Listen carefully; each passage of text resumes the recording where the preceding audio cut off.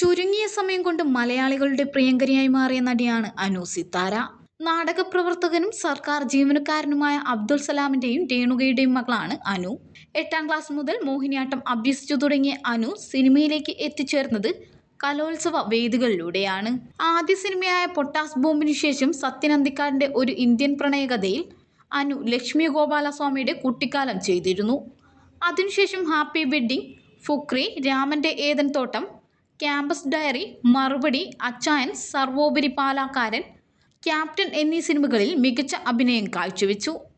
Fashion ഫോട്ടോഗ്രാഫറായ Vishnu പ്രസാദാണ് ഭർത്താവ്. അനുവിൻ്റെയും വിഷ്ണുവിൻ്റെയും 9ാം വിവാഹ വാർഷികമായിരുന്നു കഴിഞ്ഞ ദിവസം. വിവാഹ വാർഷികത്തോടനുബന്ധിച്ച് അനു പങ്കുവച്ച വീഡിയോ ആണ് ഇപ്പോൾ സോഷ്യൽ മീഡിയ ഏറ്റെടുത്തിരിക്കുന്നത്. ഹാപ്പി ആനിവേഴ്സറി ടു അസ് എന്നാണ് ക്യാപ്ഷൻ. 2015-ലാണ് അനു വിവാഹിതയാകുന്നത്. രജിസ്റ്റർ വിവാഹമായിരുന്നു.